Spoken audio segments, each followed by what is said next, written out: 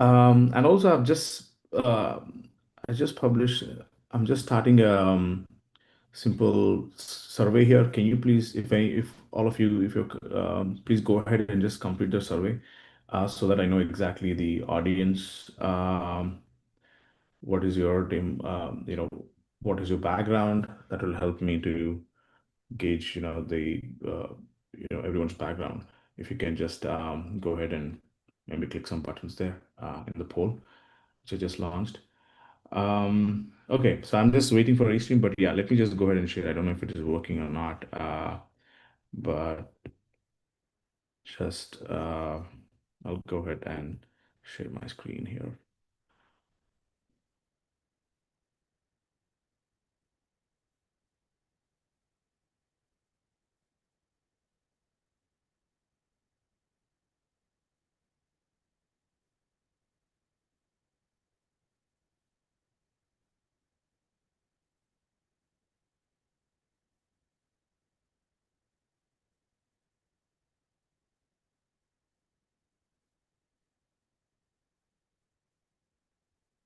Okay, so these slides are prepared like last year, somewhere around November, and today we will be just looking into like why we need MCPs and things that and first thing is to just start off with why MCPs are needed in an enterprise setting. Like what is the problem that MCPs are solving? As of now, things have moved a bit. Things have moved uh, and they advanced into something called skills as well. You also see someone saying, hey, we developed a skill, but MCPs could be used along with skills, but there's also a lot of current development around using skills along with some CLIs and everything like that to replace MCPs. But still, MCPs are very important within enterprise setting because when you have everything in the cloud, MCPs really provide an interface for AI agents to interact with the tools. But before that, let me uh, tell you what exactly is an AI agent. So AI agent is just an agent, a wrapper around an LLM. So this is any user request that you get, it's the agent do work on that request by making use of tools. It also has a memory, which could be short-term or long-term memory, and there's also planning component that the LLM provides out of the box. Most of the LLMs that we see now, including foundational models like Claude and OpenAI, are good with planning, and agents use the planning capabilities to call various tools to perform an action and also persist what actions that they have performed in the long-term memory or short-term memory, depending on what is important, right? So that is what an One AI second. is. Yes. Can Uh, you guys see the are screen? you recording this? Actually, it should supposed to live stream, but I'll also record this so that we can. Yes, I just record this as well. There you go. So this is what then AI agent is. Um, so what happens when we don't use an AI agent, right? If you have your LLM, it has a bunch of tools, and or maybe there are a bunch of AI agents, and you want to integrate with various SaaS products or SaaS tools. MCPs, I mean, even before MCPs, right? If you have an AI agent, if it has to access a specific tool, you probably use a framework like LangGraph or LangChain or maybe OpenAI is the agent SDK, Claude agent SDK. So many of these frameworks outside, right? In order to access any of these tools, a tool could be, any of your SaaS products which is already existing in your company. Like GitHub could be one of the tool that a coding AI agent would probably need it because it can push the code, pull the code, read your repositories, right? Or they could also be a playwright, which if you want to test out your code using playwright, it could not just be that, but if your AI agent is not a coding agent, but it has to be a flight booking AI agent, right? It has to go out, do research on the existing flights. So probably it would need access to different APIs like Google API or Google Flights API. It could also be Expedia Travel API. So these are just APIs that it needs to access, right? If What do you see now is every framework that you build your AI agent in, you need to do this plumbing with that API. And you need to repeat that plumbing again and again with new agents that you build in your enterprise, right? It could also be any of your microservice, and you made the integration as a tool. So end of the day, if you want to integrate or work with that tool, we already do that, right? We in the programmatical world, we call it an API, and we just call an API, and you get an output. There is a RESTful, JSON response that you get back from that, and that's good. You could still do that. If you're building one or two agents, you could still use simple APIs call as a tool, and you get a response. But MCPs are mostly important where you want that tool to be reusable, where other teams can use it, and you also create standards and guardrails around that integration, so that other AI agents can also use that interface rather than doing that again, rework on the authentication side to into that APIs and all of those, right? So there's no standard way to give AI agents the context. So the context is, if GitHub, you probably use REST. If you have your database, you use SQL. You have internal services, you do like various random Microsoft APIs. Cloud vendors have IAMs and SDKs. File system has a direct path to go out and just access a file system path from your system.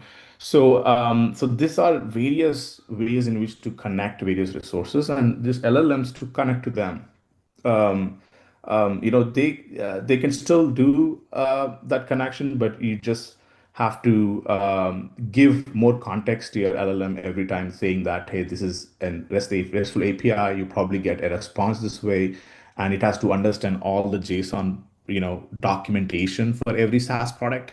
It means that you're also dumping this context and again into your LLM. So your LLM might, you burn tokens as well, because your prompt would include complete tool documentation that involves like GitHub documentation to call it to like get pull request, maybe a database documentation on SQLs, which will be a different SQL queries that you need to write, maybe your random microservices APIs that you have to also define what resources that it explains, right? These are all context is something that your LLMs should know, and that entire thing has to be dumped into your prompt for the system to learn that. And none of your product teams could use these. I mean, that's as the reusable component which I was talking about, right? That's something that your teams cannot, they cannot reuse. Even though you do the integration, it's amazing, but now they cannot most of them cannot reuse. They again have to rewrite it for maybe a cloud agent that anyone is working in the desktop, or maybe they have to again do it for ChatGPT, or maybe for Cursor, or maybe for any other AI agent that you're building in your enterprise. You have to do the rework again and again. So there's zero reuse, there's zero standardization. And also security could be a huge mess, because when you create this integration and if without any proper guardrails, and you do it manually every time, there could be different permissions models that might, someone would have,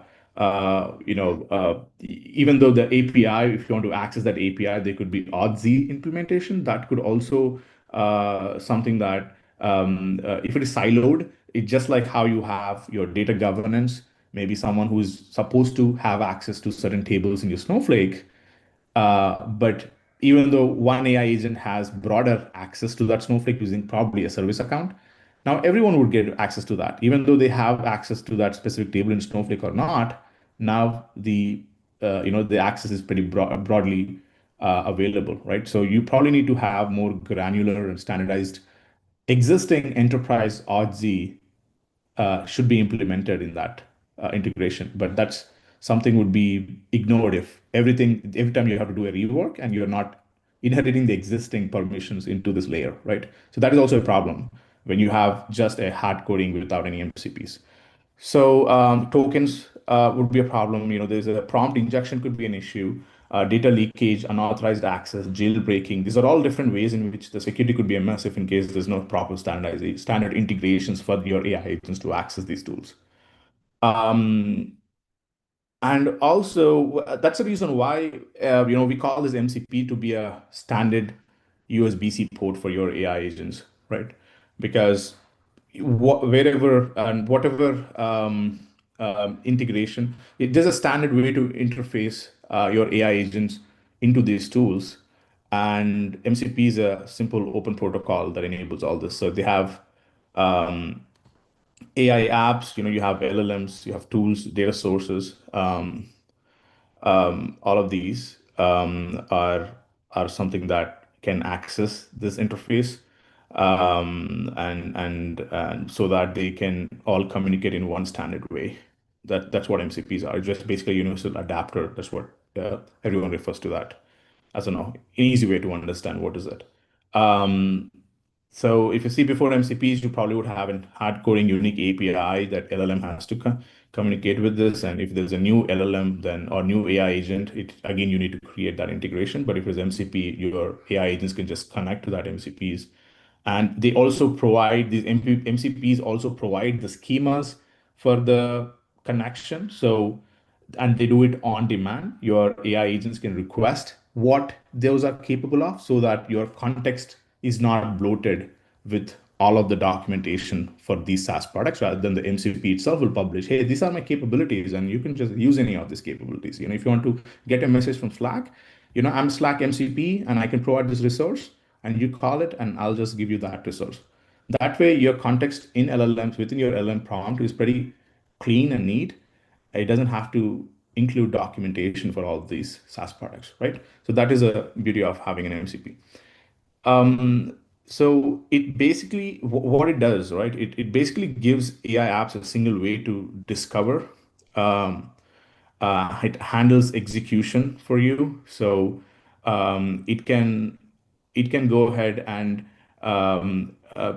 what it requires is just the parameters that you need to pass for that specific resource to be called, or maybe a small task to be executed, maybe adding a PR for your GitHub MCP.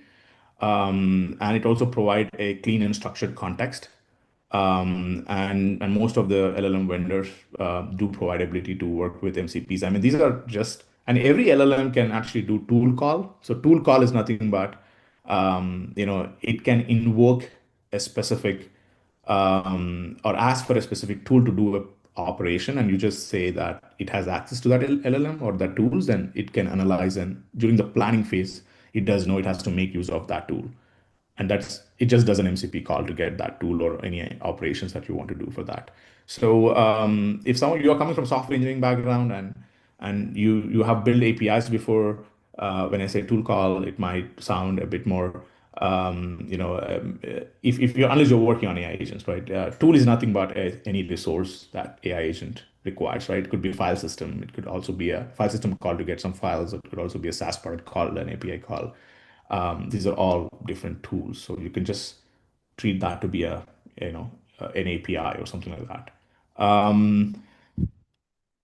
So that's the beauty of these, right? And you see here, this is how you define in your code, in your JSON code. I mean, when you say JSON, your tool call is something that's like this, like where you just send get weather, and this is the description, this is the input schema. So this is something that your LLM would be aware of, where if it ever wants to get weather, it has to provide or it has to get this city information and it has to pass that city information to this specific MCP. Maybe I call it a get weather MCP. Then it will just return the weather for that specific city. So your AI agent's work is to just pass in the parameter, which is city, right? Just as a simple API call.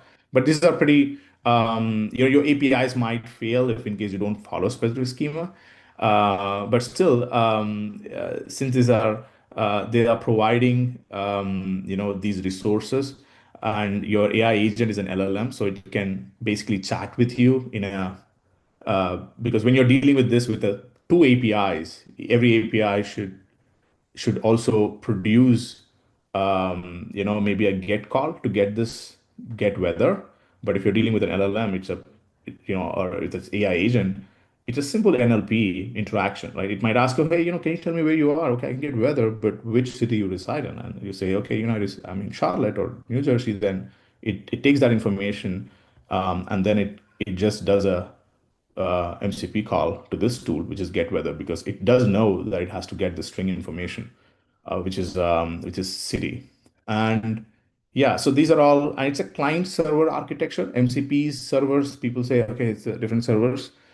There are, we call it a client server architecture because these are different clients that you could use. You could also have your own coding agent like Cursor, Claude. You could also implement your own microservices that could be a client for these MCP servers. And these are all servers that many SaaS providers now they provide these MCP servers. If you go out and see, there's a platform called Smithery and all of them where you could see MCPs for almost every SaaS product now. And these servers are very easy to implement. I don't think that's the reason why it's very easy for anyone to release their own MCP servers because it's just a wrapper around API. That's what it is, right? Wrapper around API, and it also provides a detailed schema on how these LLMs and what information that they need to produce to give you an output, right? It could, if it is a GitHub, it should know which repositories or where it has to and what kind of pull request and all of that information. These MCP servers expose them. Um, and Raj, yes, Kavita. Raj, so even in my company, we are using MCP. So what I Sure. see is, um, so like whenever like an agent force, like when someone queries in the agent force, so it gets connected to that MCP, and then from the MCP, the flow goes into the APIs. It gets routed to the different APIs.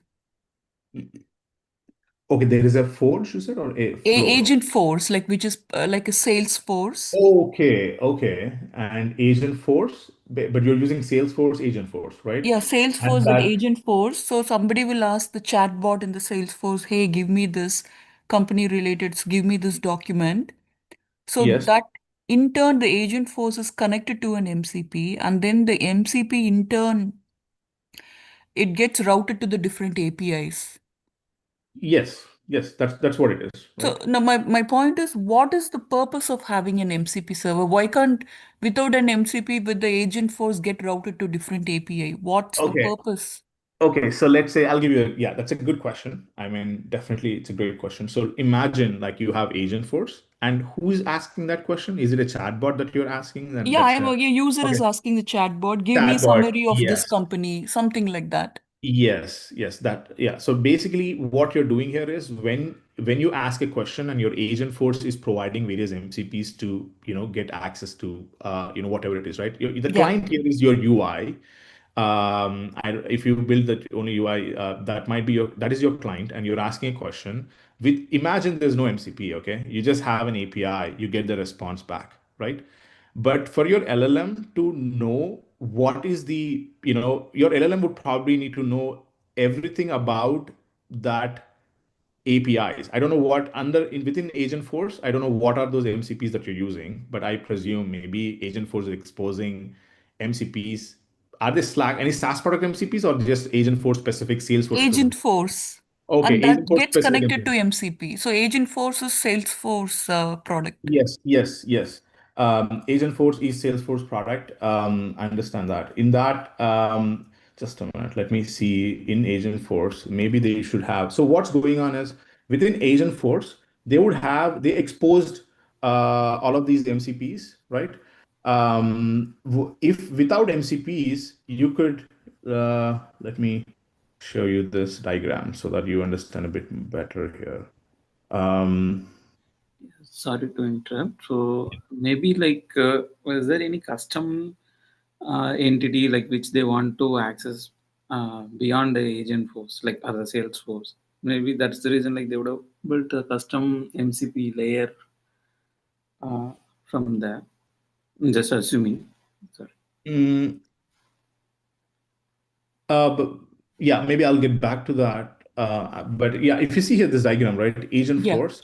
So you have, as I said, right, you have a UI agent. Now you build a UI agent that is your UI, and now you are able to get various responses back. Your agent force exposes, different, various MCPs within that specific, maybe it's a data cloud, and you have various MCPs that they expose. So you see, if there is an MCP server, if you're building any AI agent using Crew AI, Crew AI is one of the agentic framework. Okay, Google agent, you create agentic framework using Google agent, or you're creating an agent framework using a maybe any other client, maybe your Claude, local Claude need to access some information from Salesforce, right? So if you're building all these clients in your enterprise and you don't have to do the plumbing again and again. I mean, when I say plumbing is you don't have to again go ahead and use Agentforce API and then have your LLM or your AI agent know exactly how to talk to Agentforce. If you're building your Google AI agent, that doesn't have to know again what's going on with your within your Agentforce, right?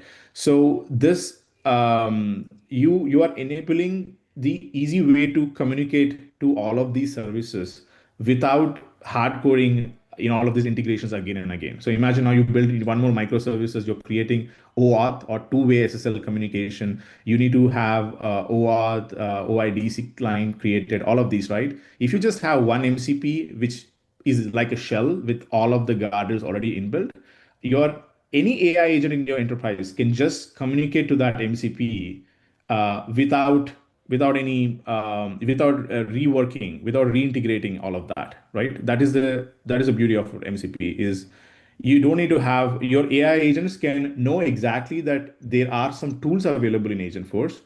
Your AI agent can just understand what that's capable of dynamically. When I say dynamically, you tell your AI agent, hey, there is Agentforce available. If you want to get maybe your prospects or maybe your any of your existing customers or any CRM operations that you want to do, maybe sending emails, whatnot, right? Those are all operations that your AI agent can now do just by asking Agentforce, hey, what are the capabilities that you have? Agentforce says, hey, I have these MCPs.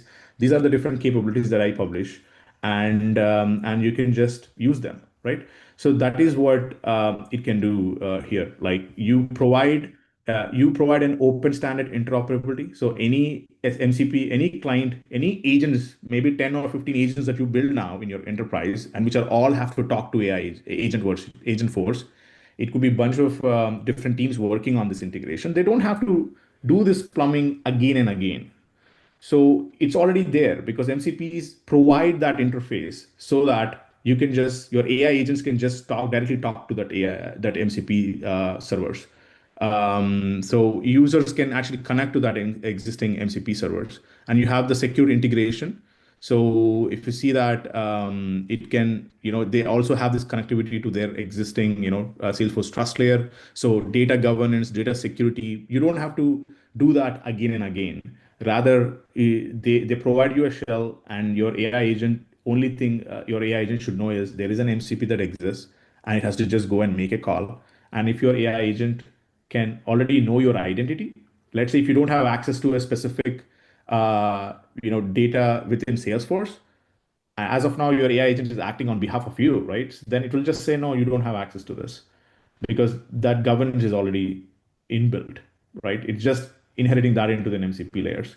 So one is the interoperability, because now you don't have to any new agents they can all talk to this MCP without reworking, and it could be any framework that you build your AI agents in, because some would be using LangGraph, some would be using Crew AI, some would be using other frameworks. They don't have to again do this integration, like an API again and again, right? That's also so these are all benefits that you have when you're using MCPs. Hopefully that makes sense why we use it. Uh, Hey Raj, yeah. hey, this is Madhavan.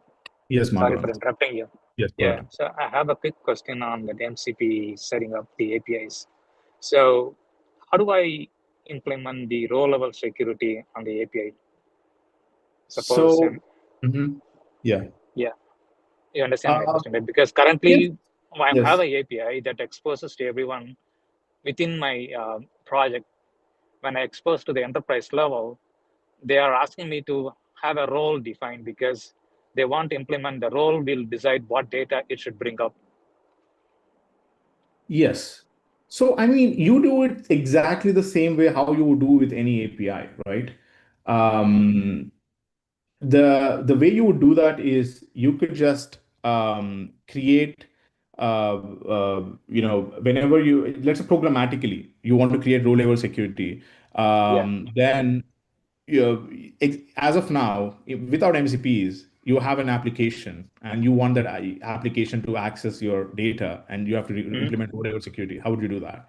So we basically do that from database level. You already know your enterprise Active Directory would already know that information, right? Because existing, you're not recreating anything. You just are inheriting that existing data governance into these MCP layers, right?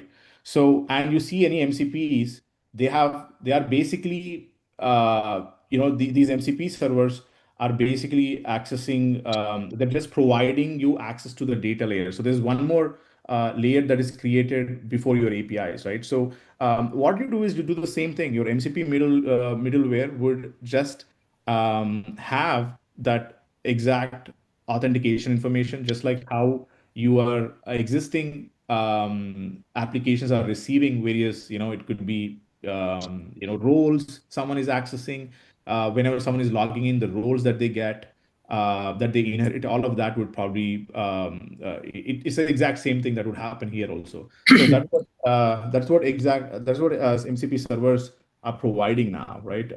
If you see, MCPs, we'll be going to implement this today, actually. And practically, I think the code It's that kind of like a factory design, right? Or factory model or something like that back in yes, more than this, right?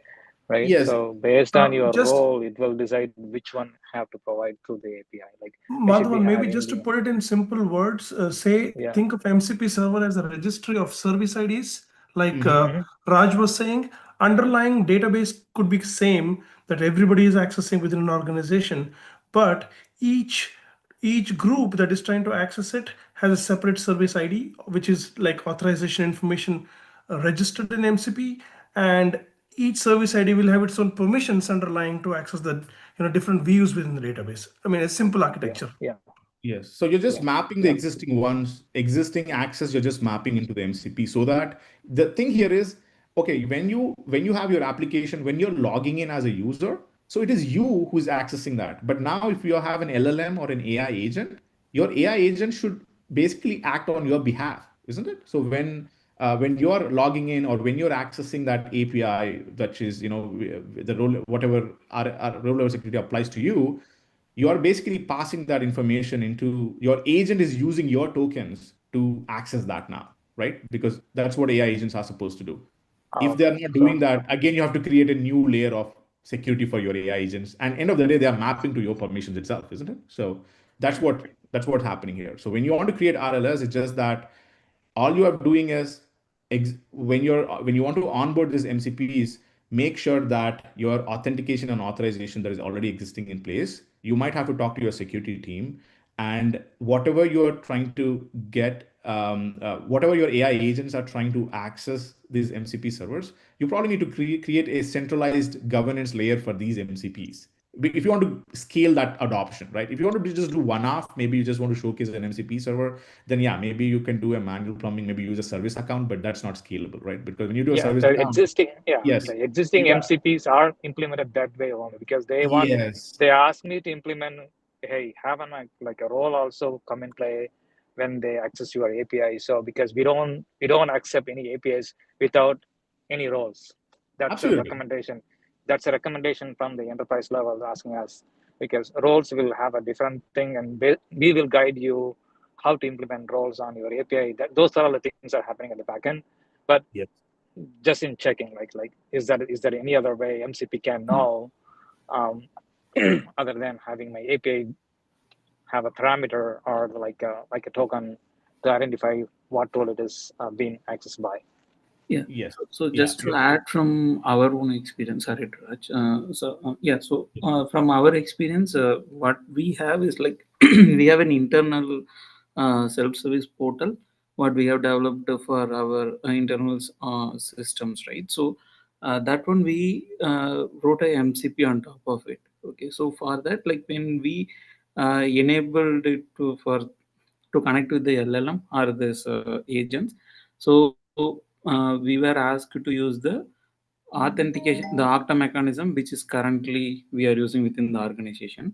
So we enabled the Okta on top of our existing self-service portal, and we expose the scopes, the limited Awesome. or which are APIs we need to expose, right? So Yes. that is the one which those are the auth are like that token was used in the agent, configured in the Yes. agent, so it can have only the limited access. That's how we Yes. restricted it. Yeah. Yes, absolutely. Just like any application, right? Yes, That's yes, how yeah. that's how you do. Like if you already have your centralized self-service portal, then it already is integrated with your SSO. All you do is just have your OIDC, or OAuth. Correct, Just like correct. how these are authenticating you and providing you a token, you are just doing the same thing here. Yeah, it's Only kind thing of is, machine to machine authentication. Yeah. yes. Only thing is, you're basically you have as of now, MCPs provide this dynamic client registration. They do have all of these. You can have this client pre-registered with a given authentication server. So the things that you're already using, right? That's what you're doing here. But yeah, it might. So there's no different than onboarding any other application within MCPs. So hopefully that makes sense. There's nothing Thanks, too Raj. fancy about Thanks. MCP. Yeah, yeah, Yes, thanks. thank you. So that's a yeah. Let me go ahead and share that. But yeah, hopefully the initial question, hopefully I made clear. I don't know who it was who asked me previously, Mm, but Me. yes, Agent Force. Yes. Um, Yes, if you have any other questions, maybe you can always message offline. But Kavita, right? So Kavita, I think Yeah, yeah, Raj. this is the reason why we use different MCPs is your team is using MCPs is because it's more scalable. That's the reason why they are talking through MCPs and that too when you're building your AI agents, right? Because your UI is a chatbot, so it is itself is an MCP client, and now it can continue connect to various MCP servers. If you remove that, then you already know the problems as we seen here. You need to do one-to-one mapping now. Like now you build one more AI agent, again, you have to do work through all of this. And there's no standard governance of authentication and authorization that you lack, right? You again have to do that again and again. So you're just creating one standard way to connect all your AI agents, and as many AI agents as you scale, it's just a matter of talking to a different MCP server and everything is taken care of out of the box.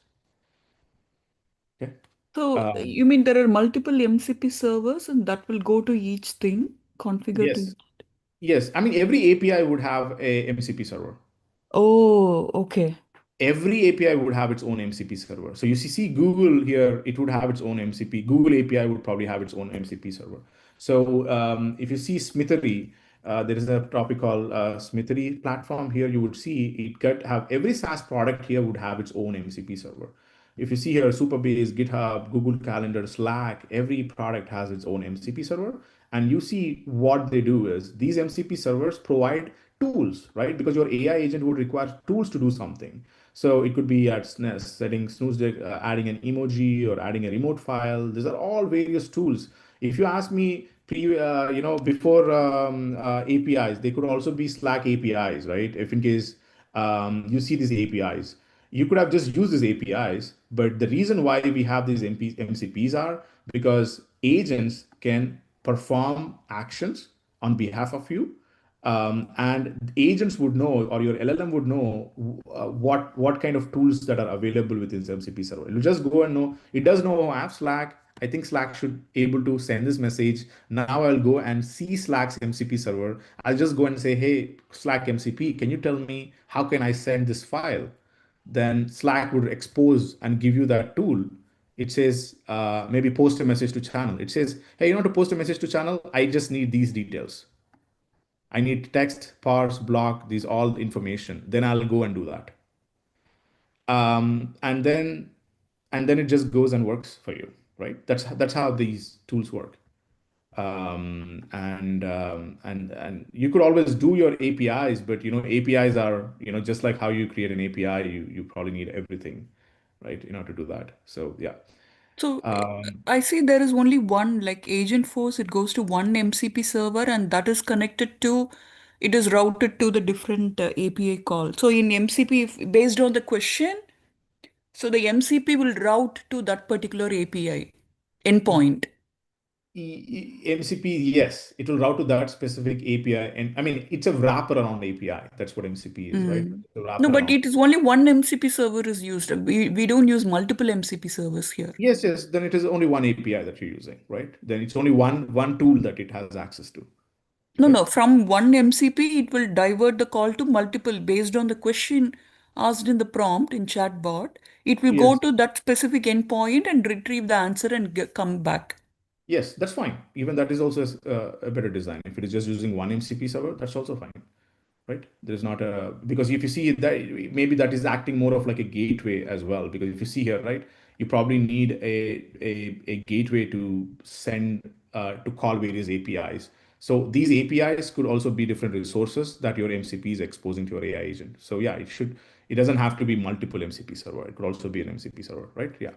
So yeah. One question I had.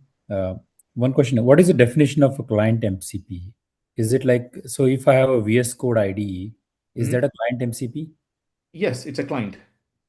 Your Okay. VS Code is a client. If you Okay. see here, if you see here, can you show me recent commits? If you see here, what's happening is this is my local agent. I think this is an Correct. anti-gravity thing. It's just going ahead. It is what I'm doing here is it's just going and performing all the git log. It is mentioning git log and everything because it's able to get all my recent commits. How it is doing? Because I already configured my MCP here. MCP, So if you yeah. come here It's and like see an my agent MCP mode, right? server, It's like an agent mode. yes, Where it's an agent mode. If you see here in GitHub MCP, I already configured my GitHub MCP server. And got if you see in my GitHub MCP server, I've given it a PAT token. And when I gave a PAT token and saved it, it just started. It just now I have to go and talk to GitHub to get this information. What I did is just asked it to get me the recent commits. And it does know in order to get a recent commits, it has to go and call a specific um, tool in GitHub, and that is probably out of all this tool, it's a get commit thing that it Yes. might have So called. what And is that, the gateway? What is the gateway which connects MCP client to MCP server? there is no gateway as such. CP MCP server is, I mean, you could use gateways in the sense in a higher scalable architecture. You can have a gateway, which is basically, if you want to federate all of the authentication to some layer, you could do that. Okay. Something like IBM Context Forge does it because we do use this in a highly scalable environment because now this will centralize the discovery guardrails and management because now anyone who's building AI agent, instead of they knowing every MCP, we tell them, hey, these are all MCPs are available and your AI agent would probably call this endpoint to know exactly what is available and will just go and discover that and then it will just go and call that. So it's more of a gateway for that. But if you ask me one MCP server, client to MCP, it is just MCP is a wraparound API, right? Client does know what client is your AI agent. In my case, here my client is anti-gravity, which is my coding agent, right? That's able to talk to GitHub. So it directly going and talk to GitHub MCP server, and it does know all the tools available in that. So, Thank you. but it's basically a RPC call that's happened, JSON over RPC that's going on here. There's a remote procedure call that goes on. That's a protocol that's Yeah, thank performing. you. Thank you. Yeah, awesome. So that's the gist of this.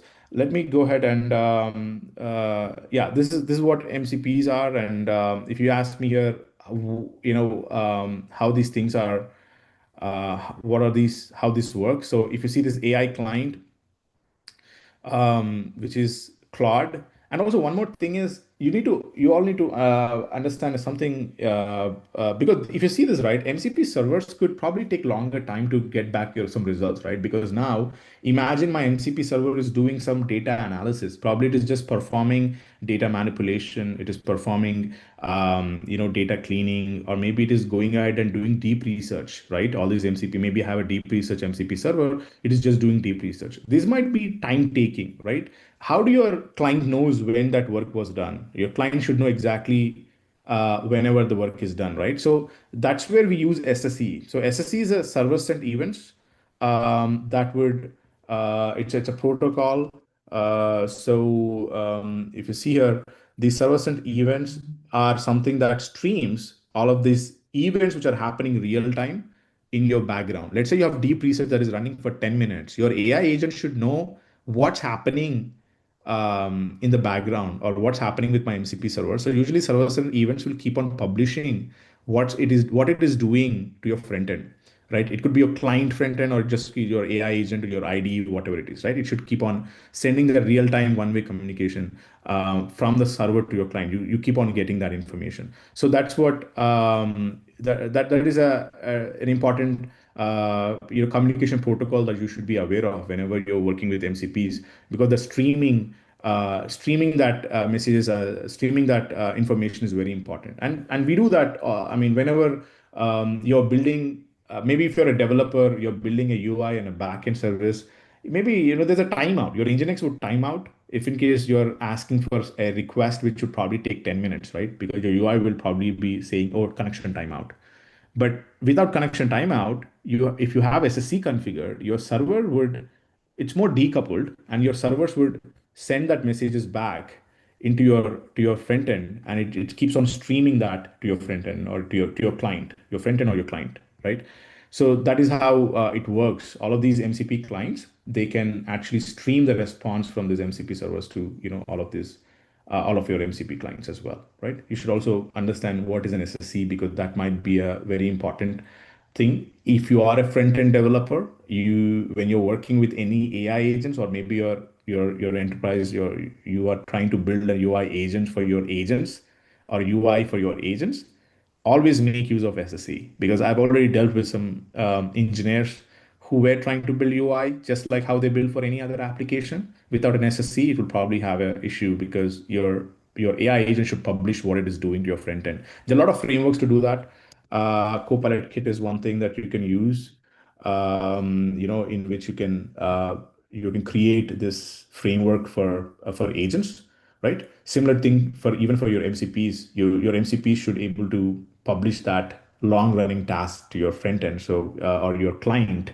So that's where you probably need to also understand to use this SSC framework, or SSC protocol for your clients to know what's happening in the background, right?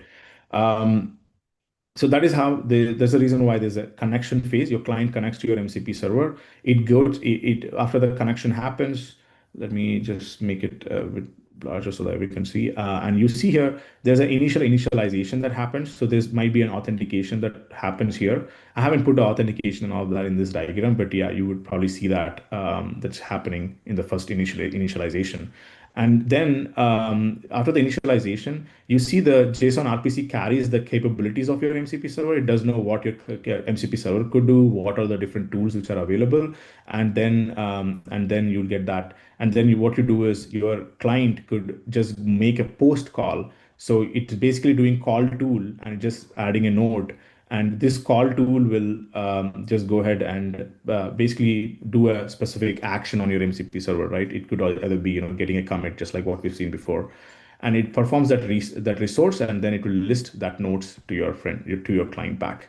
So this is how this is how this interaction is within this. And you can basically these are the back and forth information. As you have an initialization, then you have a tool execution, and then you read that resource. Because this tool execution is nothing but your client would just have to just say, okay, just go and call get commit tool, and then it will directly translate to an API call to get commit, right? And then it will get back that resource for you to read. So this is how MCPs actually work. Now, We can what is that MCP client? We have an MCP server. What is Yes. that client? So it's just a simple client server architecture, right? MCP client could be anything. It could be an AI agent, right? Your AI agent could have an MCP client. Or it could, let's say you're building an AI agent, and your AI agent should able to understand, let's say in my case, this is my client. I have so many MCP servers. What is this? My client here is an IDE. Or you can also use, Cursor. Cursor could also be an MCP client, right? So these are all different MCP clients, and these MCP clients can talk to various MCP servers. And here you see I can configure MCP servers, and these are all MCP servers I have. There's a lot of them. Now, what are the MCP servers, may you know? Yeah, MCP server is a similar thing that we previously discussed about, right? MCP server could be any SaaS product, or it could be anything that can provide which can perform an action for you, right? Let's say GitHub MCP server. GitHub could have their own MCP server. They say, hey, we have this MCP server. GitHub exposes, just like they were exposing APIs previously, right? Now they expose MCP servers for your AI agents or your any clients to access the various resources from them, right? That is what an MCP server is. And if you see, this is my I don't know. So what is your? Do you work on any cloud, Kavita? No, not in this current company, but Okay. previous. Yeah. Okay. Yeah. Maybe. Yeah. See, this is my GitHub MCP server, right? In my GitHub MCP server, you see it gives my AI access to various tools. It gives access to do repository management, issue and PR automation, CI/CD and workflow integration, code analysis, team collaboration. These are all different use cases that I can use this MCP server for, Yeah.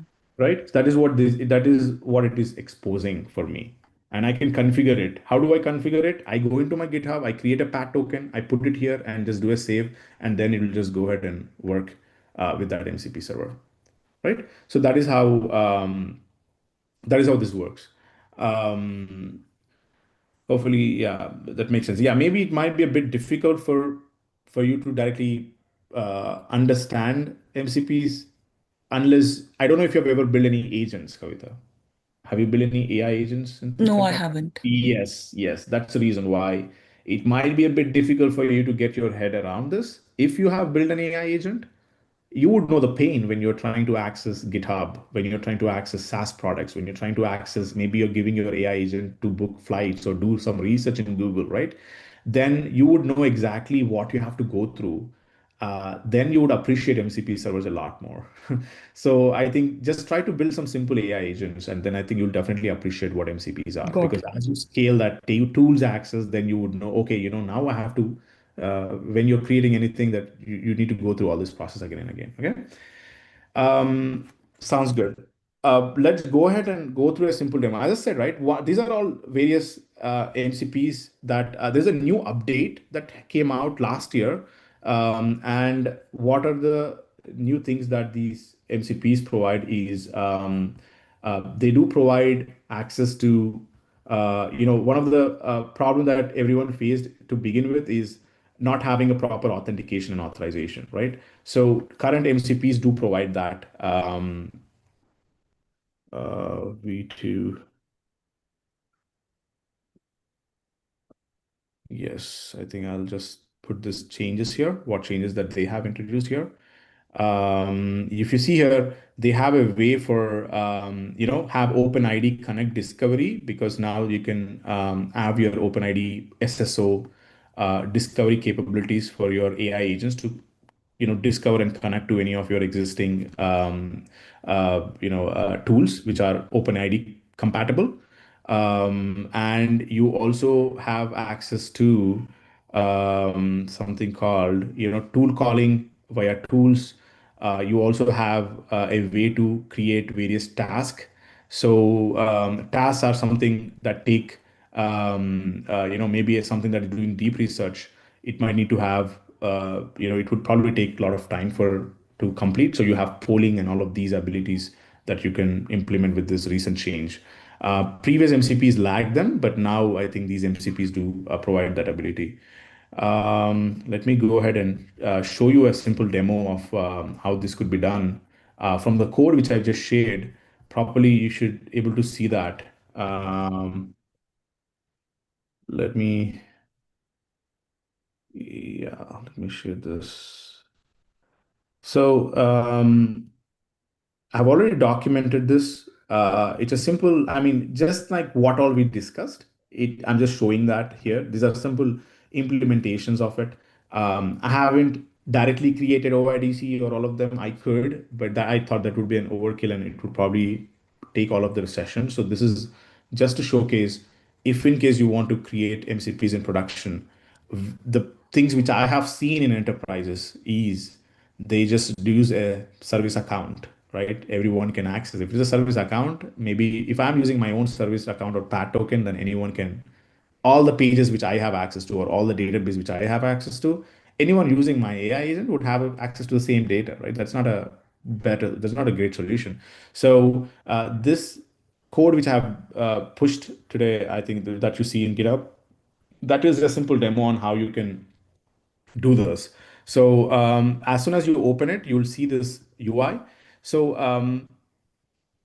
here I'm just showing this for this a project is just to show you capabilities of MCPs, show you features which might be important in production, right? But this itself is not any specific AI agent. It's just showcasing what are these MCPs and how you can create these MCPs with various roles. If you see here, I have two different roles that I've configured for this project, for this demo project. There's an admin role and a guest role. I'm just logging in as an admin. And you see here what happened is um, the similar way how I logged in and I got all this. Imagine now your client's doing the same thing, right? It could be your AI coding agents, it could be your AI agents itself. They're all just connecting, and this is how it happens. You're authenticating me as an admin, and I acquired the JWT token, and now I'm connecting to my MCP server, and my MCP server is running locally on localhost 8000 because it's a simple project which I've created and that can run locally. And you see there's an SSE enabled. SSE is the server sent events that's enabled, that connection is enabled. And now I'm fetching all of the agent native tool contracts, because now I should know what my MCP can do, right? Because as soon as I authenticate it, I should know exactly what my tools are.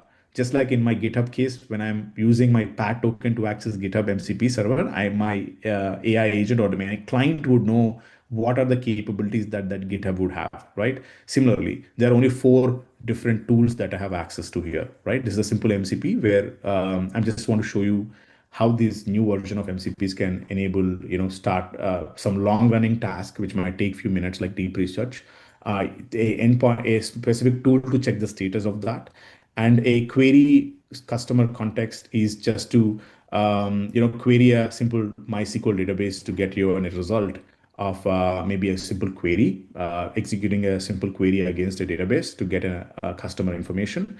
And this is just using a sample LLM to perform an action, right? These are all different tools that you have.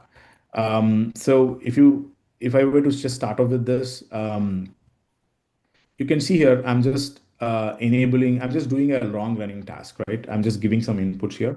Maybe I give 10. So if you see here, it's just going ahead and it just started a job. So imagine this to be a long running job.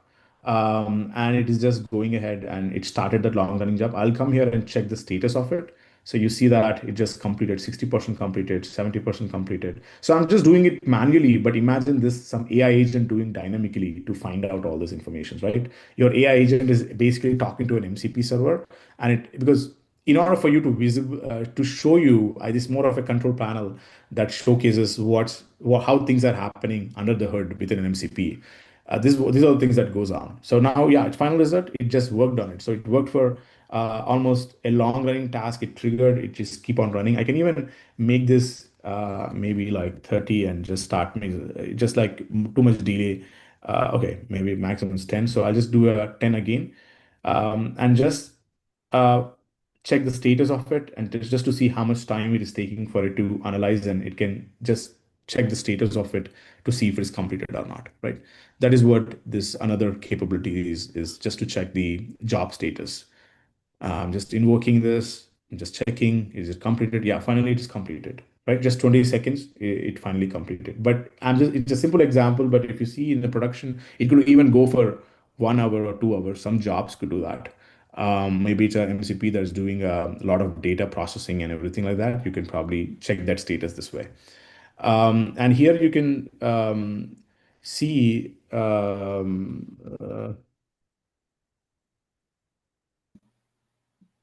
okay, I think, see the documentation here.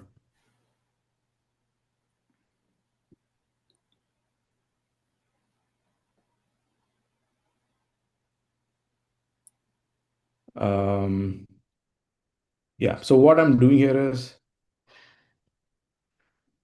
yeah, so now you can see here, when I enter this customer information, I want to get the customer financial information or something like that. You see, I'm an admin, so I can access all the data. I'm getting this data from the SQL, which is SQLite locally. So I'm getting all of the customer information here. Since I'm logged in here as an admin, but if I log in here as a maybe as a guest user, and I should able to access customer information. And I'll just give my customer ID here and invoke, and you see it just says unauthorized error. There's an ODSI error. You do not have admin permissions. And I'm just demoing out to you the what I'm demoing here is just a simple, straightforward OpenID ODSI, implementations that you see in any enterprise. But if it is your AI agents, they should also possess this the same scopes that you as a person, you as a human would possess in your enterprise, and your MCP should also inherit that, right? When your agents should also inherit that. So they call it OBO flows in OpenIDE. OBO flows are on behalf of flows that you can implement, where on behalf of you, your AI agent is acting and it can acquire token on behalf of you, right? So that is what's going on here under the hood. And that's the reason why if you're not an admin, you can't see that because you didn't have that scope and your AI agent cannot see that data as well. Uh, and Let me just go refresh that and probably get back to the admin role and log in and connect. And this is sampling some LLM intelligence. So the sampling is one of the important features which your MCPs also could talk to LLMs to do some, probably they could also have some intelligence. But yeah, the problem is if you're using two different MCPs, maybe your MCP client also has an LLM and your MCP server also has an LLM. What if they both are like that? The problem that happens is there are two different LLMs. You might lose context. So if in case you're asking for some intelligent question, like maybe you're asking to use some intelligence. If you see here, request, you're basically analyzing data securely on the client side. What you can do here is instead of your MCP server using its own LLM, you can actually delegate that task to your client itself, because your client is the one which is working, right? Your client itself is an AI agent. Your MCP server should be able to delegate that intelligent task back to your client. So that's a feature that previous MCPs lack. But now your MCP servers are smart enough to initiate or at least tell your client and LLM to perform some operation rather than they're doing themselves, right? Because now you can't use GitHub's MCPs to access other LLMs of GitHub, because GitHub MCPs are just providing you for a way to access their tools. But if you're probably asking to maybe a Snowflake API or Snowflake Cortex MCPs, if in case you're trying to access, your AI agent is telling it to just go analyze my data or analyze this, maybe a blob of text that it extracted from any of your data warehouse. Snowflake could use its own LLM, but you don't want that. You want your MCP server to delegate that task to the client your client's MCP, your client LLM itself, because every client would have an LLM, right? Because that is what's making these tool calls. So where this intelligent decisions would only happen with the client, and your MCP is smart enough to direct that request back into the client LLMs. So that's what this is. If you see here, you can see when I'm asking this question, what's going on is it's executing this tool called sample LLM intelligence. So it's basically sending the request. It is creating something called create message. You could see that in the code. I can show you all of this within this. This is my LLM. By the way, if you're all, I just want to go through this code as well here. So how I implemented this. If you see here, this is my MCP client which I created, and this MCP client would have access to maybe a local LLM. That's what this local LLM is. I'm just simulating that local LLM. You could always use a simple LLM, but you see, it just analyzed the text and it just provided you with the output, right? That is what this local LLM is, just simulating a model call. But you see this MCP client here, which is this simple JavaScript code. It is initializing the SSE that we previously looked at. It is a server sent event session that initialized. You have a way to handle the JSON response here. You are also adding various event listeners because now whenever SSE is enabled, there are different events that you want to listen to and then publish. In our case, events would be checking, when you're running a long running task, it could be, it could be how long the event is taking. Like, is it done published? Is it done working on it or not? Right? I'm calling the task status, but if you're just going ahead and doing this, and probably it will just go ahead and publish that information to your front end. This is since we're using SSE, right? So that's the simple JavaScript. And when you're dealing with SSE, you probably need to listen to various events and all, and that's what's happening here. You're just creating that event listeners through SSE, and here all you have different implementations to do respond to server call. You have how to handle various server requests. It is how the server can actually send the request back to a client LLM and get the response back. So you have all of this code here. And the MCP server code, this is the MCP server code itself that you use in order to create MCP server. MCP also provides you with libraries to do that. These packages, MCP.server, can help you to create a simple MCP server. And it also provides this SSE protocol as well that you can use. And you see all of these various tools implementation. These are all the four tools that we are trying to use. And you see here the tool registration, MCP server.list tools, because your AI agent would ask the MCP server, or your AI agent, or your AI, your MCP client. When I say AI agents usually have the clients, right?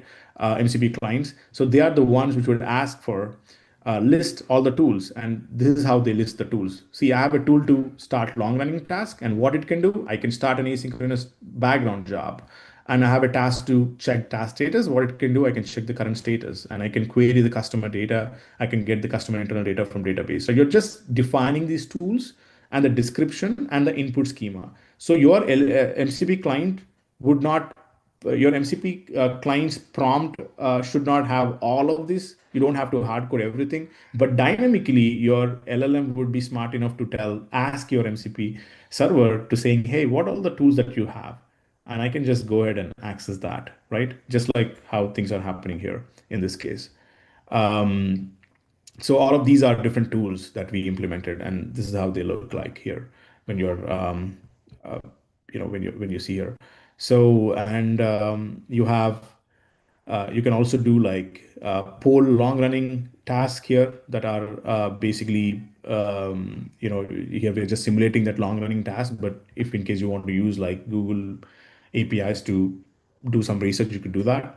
And for every here you see that you have this decorated to call tool, and for all of these, for every time you are implementing this specific tool, you're checking for the role, because whenever you're trying to ask for a specific schema, or maybe if you're not an admin, you have to throw errors. So I mean, these are all something which I have created here. There's no actual OpenID implementation, but dynamically in enterprise, these are information that you get from probably your, all the metadata that you get from your SSO, from your OpenID interaction to begin with, right? So yeah, this is a bit of ODSI that I've implemented here to simulate that if you are not an admin, that you're not supposed to execute customer data or to get customer data. And here you're checking the task status, and here you're just basically doing the customer data to get, I mean, a query to your local SQLite database to retrieve customer information. Yeah, I think this is what, and this is the thing for sampling LLM intelligence, that a new feature that the MCPs came up with. It's called MCP tool sampling, or yeah, sampling. Oh, sorry, I did an MCP. Yes,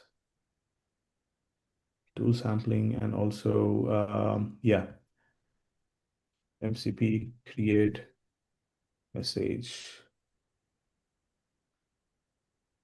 Yes. Yeah, this is the one. Create message. It basically your server itself is sends to a client to request the language model completion, right? That's what we demoed here, where your server is sending the request back to your client to process a specific request. So that's what tool sampling capabilities, which is new by the way, with as part of this 25th November release. So yeah, I think you could all go through the code and let us know if you have any questions. Maybe you can just ping me in Discord. I can share your Discord channel here in the chat that you can ask any questions if you guys have while you're implementing this, and and then we can discuss more there if needed. But yeah, I think hopefully you all got a gist of what's going on here. Maybe it was a bit quick because, and also anyone who is here or maybe they are pretty new to agents building, please do start with AI agents because MCPs would be further along your understanding because you would only appreciate MCPs if you have already built some AI agents and then you would know exactly where MCPs fit in the overall workflow. There are a So lot of other. Yes, start go with ahead. AI agent buildings. Build a simple AI agent like an MC, like a weather Yes, prediction, something like yes, that. yes. You can create a simple, not a weather predict. Yeah, maybe any AI agent to call a tool. Uh, maybe an AI agent to yeah, maybe to get weather. Yeah, you can do that. Maybe AI agent that is like a chatbot that can ask, can you go and get the weather information here? And you create an MCP, not an MCP, but just use a simple get weather call to get that information. Maybe use an API to begin with. Maybe use like 10 different tools, and then later on, you'll appreciate MCPs because then your setup will be very easy. Then you know, okay, this is the headache I have now. So now I can just use MCPs and things are pretty easy, right? So yeah, you could start off without MCP and then implement with MCP. Then you would know, okay, this is the advantage I have. But even then, when you're implementing it locally, you would still not cover authentication, authorization, all of it, right? That's where this session would be important because now what we have covered in today's session is what is the importance of authentication and authorization, and how do you manage long running tasks? What are the API methods that can be used? And server sent events are very important. How do you implement SSE? Because some of these MCP server could have long duration task, and SSEs would enable your client to know what's happening when. So these are a bit more advanced, I can say. I should have given that disclaimer before even beginning this session.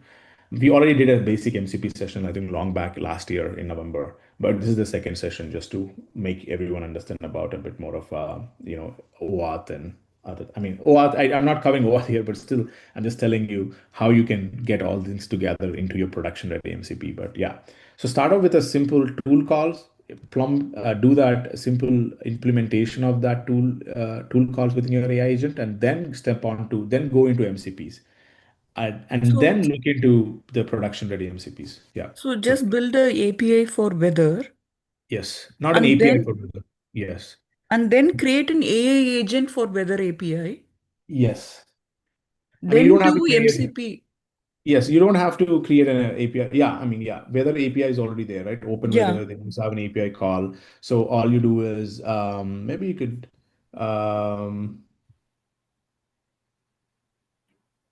maybe yeah, you can just All go of ahead. I mean, if you are this. using Cloud Code, do you use Cloud Code? Just go ahead and use the Cloud Code to Yeah, just I don't know how to use Cloud Code, but I yeah, wanted to I'm do going it to. for personal. Yes, please do use Cloud Code or maybe an AI agent and ask it to create maybe a simple agent. You could just create and I would always recommend anyone here to use maybe the Gemini Pro because of the knowledge cutoff being like really recent. They already know knowledge about how to create AI agents and all. Oh, Create a simple AI agent to call a weather. Yeah, is this your Gemini Pro or this is anti-gravity? What? I mean, anti-gravity is just like Cursor, and Oh, Gemini Pro is the model I'm using here. Okay. yeah, okay. Yeah, in maybe LangGraph.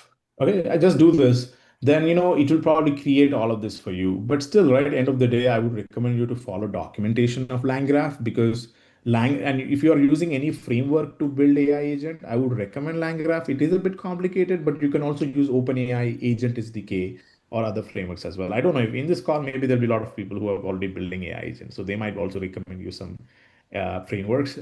It's always a discussion that keeps on going. If in case there are so many AI agents outside that you can, use. So what is LangChain, LangGraph?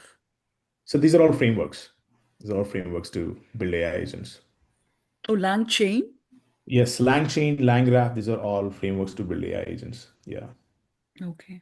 So Yeah. build a Okay. simple AI agent for weather. Got it. And Yes. then get the MCP. So looks like the MCP is between the AI agent, the MCP client, which to interact with the different APIs, we have an MCP server.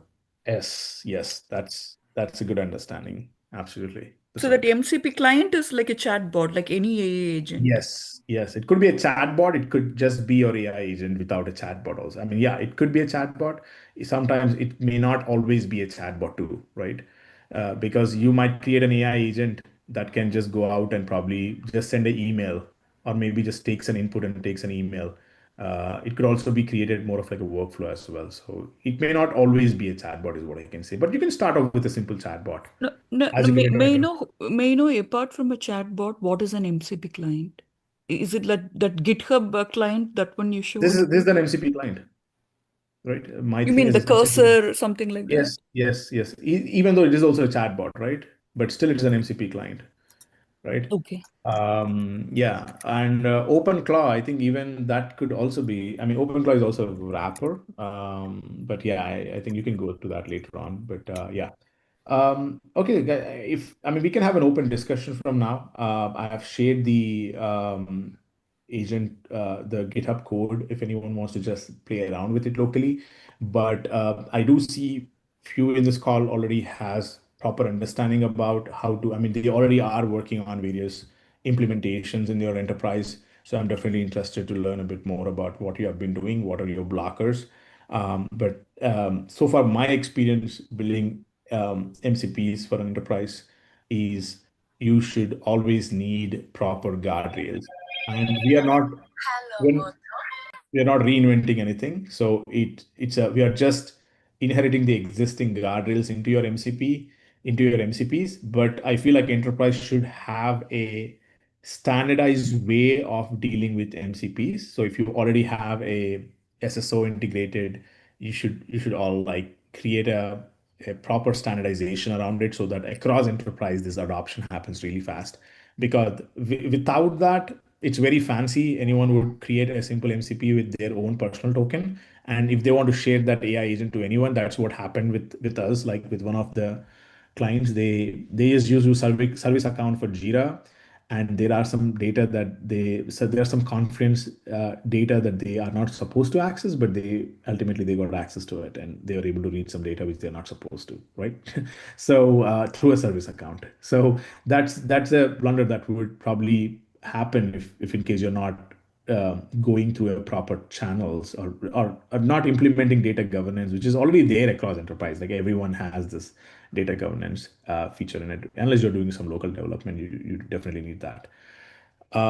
Yeah. Raj, that Claude code, can you please show how you use Claude code? I mean, you could just do research. I mean, Cloud Code should have, yeah, you can just do Cloud Code install and just do some research on that. Maybe it's a CLI, so you could probably do that. So Kavita, what is your background? Are you into, No, I'm, I mean, are you a developer? Are you a yeah, I'm a developer? developer. Yeah. Yes, yeah. You could always, you No, could we go use through. Copilot at work, but I'm just looking for the Claude code, how we Uh, integrate Claude code. So Claude Code is just you can also use Claude Code as a plugin in your MCPs. Like you can actually search for Claude Code and use it. Yeah, it's a CLI. You can also use it locally as well. Like, it's just some simple installation using Homebrew also you can install, or you can also use it as in VS Code plugin also has Claude Code. Maybe you have to pay for it. Um, Copilot, I mean, I'm not a big fan of Copilot, by the way, honestly. I just But use, most companies, they use that only. yes, because You, that's a you easy way to pay, right? Because they already are enterprise can office.com. you hear me okay? Yes. Yes. Um, is it Kavitha? Kavitha? Yeah, Hi, do you use Visual Studio Code? of Or are you course. I Okay, use Visual so Studio Code. it's an extension in VS Code, Cloud Code. You can put it in there, but it will require that you either have some credit card on file for tokens or you use a monthly plan. Okay. Yeah. I Just am a look at the Claude member. Can extensions. Huh? I am a Claude premium subscription, like $20. Can I use that? You should be able to use that. Yeah, you just put it inside of Visual Studio Code. You could use the CLI or you can put it inside VS Code. I use it in VS Code. I have found that it is hands down better than Copilot. Any other code generation and ability to understand has been phenomenally better. This is just for me. I'm a standard .NET developer, been at 15 plus years, but I personally love Claude Code, but I have not moved into actual building agents the way that Raj is talking about. So that's what I'm trying to still wrap my head around. So thank you so much, Raj, for the discussion and the talk. Very, very informative. Sure, sure. So, thank you. Thanks a lot for being part of this session. Yeah. Yeah, I think Cloud Code is definitely great. You could always use that. I actually have that configured in probably in Cursor, I guess, but I'm using anti-gravity now a bit more than, I mean, I'm using Gemini Pro 3.1 Pro, but Claude, but I can also use Claude from here. But Claude Code is a CLI, so it just something similar to like this. Claude Code also works similar to like No, this. what you mean CLI? Is it like this? CLI means whatever is. Yes, from the CLI, you can just install that. Like, I can come here and install that in my CLI, or you can do both ways, right? You can use, everyone has multiple offerings of CLI agents. So you use Gemini CLI, or you can also use Claude's Code CLI, which can just install. Like now I can just go, okay, maybe. Yeah. Oh, I'm sorry. I'm using it for Windows here. Yeah. So CLI is just, I can come here and just execute one command and install it from my CLI.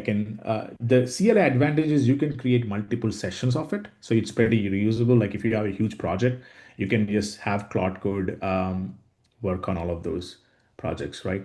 Parallelly, you can parallelize it, but you could also do that through VS Code as well, right? So that's the advantage of CLI. Because if you see Cursor, you have to install Cursor, and it has its own LLMs and AI, all of them.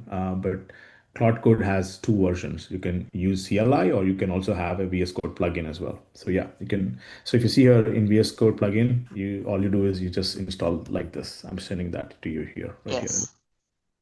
There you, It's yeah, more you don't. visual, wouldn't you say, Raj? I It's think like a more visual versus like command line, Yes, So yeah, it's yes, just like the CLI is like the command line interface. That's what it stands for. So yeah. you're yes. just looking at like doing a whole bunch of DOS, or a bunch of, command prompt type interface. Right, Yes. Raj? Is that what you, yeah. Yes, yes, because you could do automation using that, right, with CLI. Because Okay. even though in your Claude Code in VS Code, yeah, you probably have better development experience, but you could also give Claude Code as a tool for a coding agent. It can also build something using CLI. Then what happens is it can Okay. spin up multiple sessions. It can write Oh, unit wow. test cases. Yeah, it's more like on Yeah. steroids, right? But end of Yeah. the day, it comes with a price. You're just burning out your tokens, isn't it? Yes, It costs yes. money.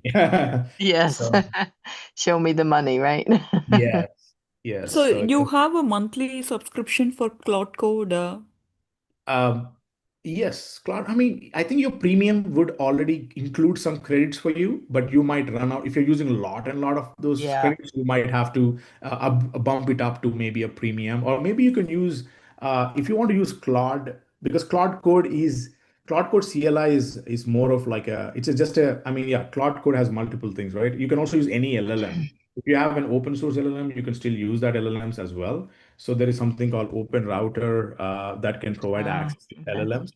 So you can also use that API, and Cloud Code can also work with them as well. Here you can access any model using Cloud Code. So your Cloud Code doesn't have to be only Claude.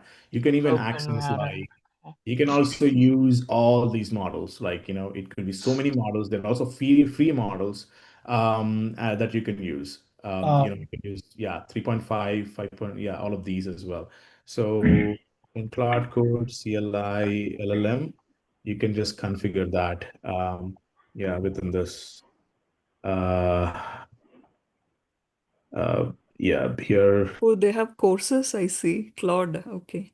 Yes. So yeah. Hey Raj, do you have anything? Yes, go ahead. Yeah, so one question, sorry for interrupting Kavita here. So you said like for every API you create one MCP server, right? Yes, I mean it doesn't have to be for every API. It all depends that's on. fine. Yeah. That's fine. So today we have like thousands of API across enterprise organizations, right? So what we are promoting MCP server is like, okay, do one time, or once you have this MCP available on, once your API is available on MCP, you don't need to recode or reconfigure for any of the new client. This is already existing for your LLM, right? So what is the cost that we're paying for that in terms of like infrastructure? In terms of infrastructure, you're saying that if you're scale that, does it cost more in yeah, so currently today I have think about this scenario. So there is no MCP server I built on. Okay. Right. So I'm going to build a new MCP server, and I'm going to bring all my API on top of the MCP server. So today, all my clients are using the APIs today. Now, what I'm saying is, okay, tomorrow going onwards, like down the line, you are going to use the MCP server. So don't use the API. That's a enterprise level of some standards they are making up. So what is the cost that I'm going to pay for the MCP server? I don't think it would be a lot. It could be a lot in the sense that your AI agent would probably burn tokens. Your MCP clients would probably burn a lot more tokens because it would have a just sudden ingestion of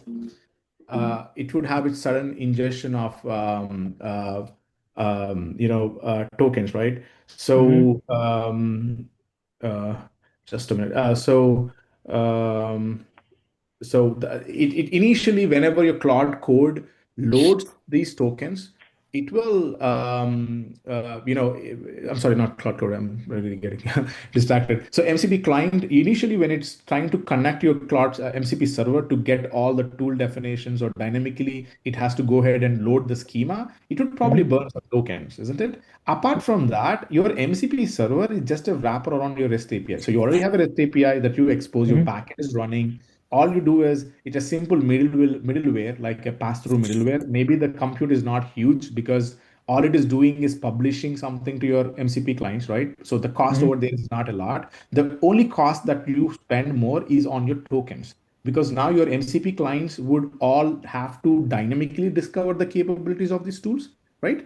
And initially, you spend a bit more on the initial tokens. Maybe they burn. Imagine for GitHub, in order for my anti-gravity to know that if I configure my GitHub, my anti-gravity would initially, to initialize GitHub MCP, it would consume like 500 tokens, or maybe like maybe 1,000 or 2,000 tokens just to connect to that MCP server, because my local client should know what is the schema of my GitHub MCP server.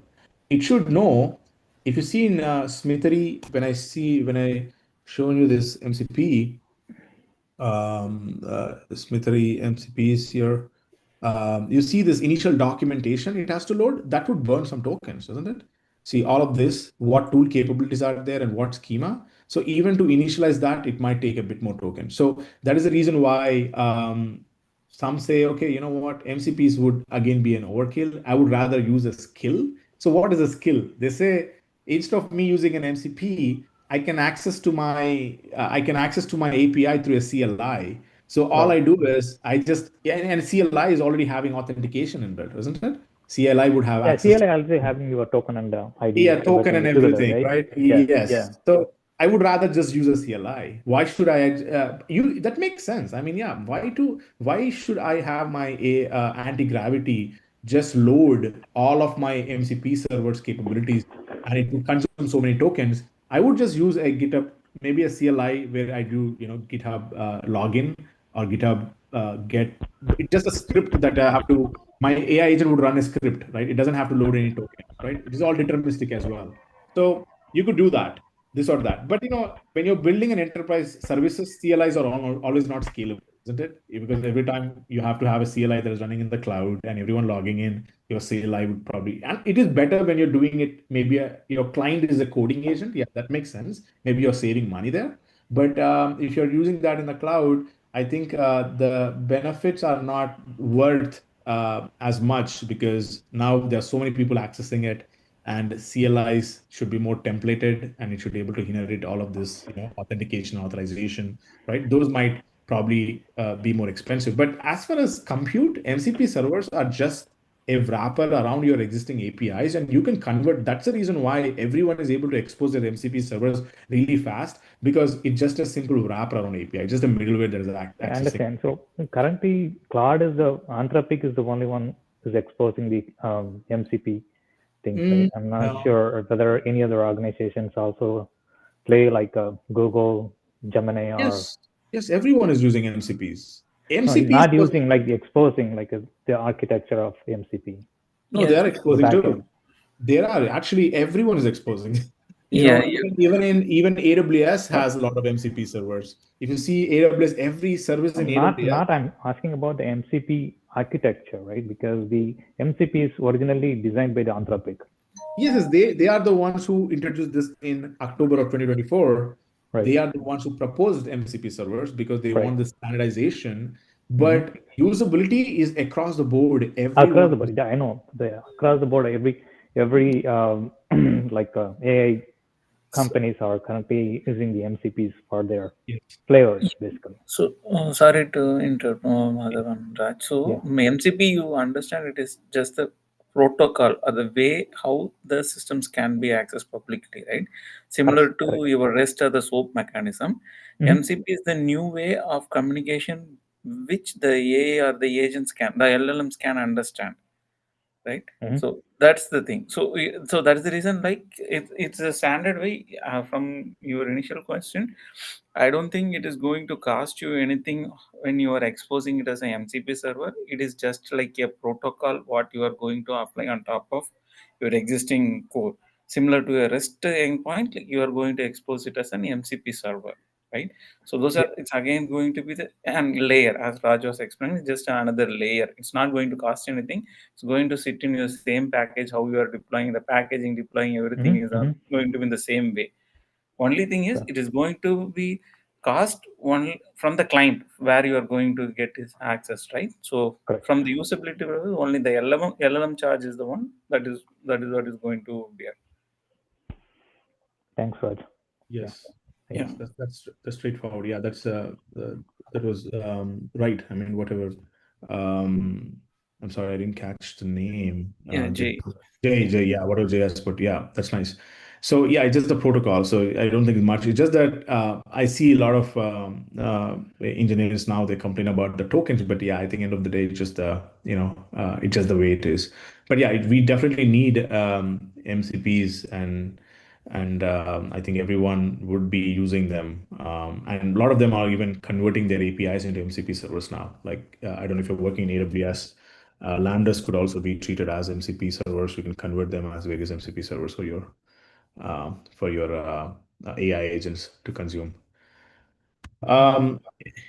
Yes, go ahead. Any other questions anyone has? Yeah, Raj, Banu here. I think there have been a lot of discussion about the cloud, and you were showing me the Google anti-gravity as well, right? Yes. So just wanted to understand how secure are they when we are dealing with the data, especially the personal or private data, Raj. So yes, so definitely they're not 100% there. I mean, in terms of the data security, maybe these first thing is, if they have access to the internet, right? Maybe they're going out and getting some documentation, all of that. There is a chance of that could get some, packages which are maybe maybe prompt injection could be one of the biggest risks that you could see, where it just went out and it got access to browser. It went out and got some package which has it can people can steal your data that way. But if you're working in your enterprise, right? Because what we do is instead of anti-gravity, there is something called Klein. So we use Klein in our enterprise where Klein could be. We use this along with AWS Bedrock.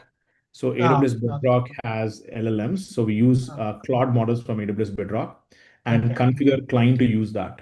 So that way your data is not exposed, but still it is going to the vendor. If you don't want that, you can do one more thing is you can use Qwen 30 billion parameter model. If you want to use this, you can just host it in your own AWS. Machine.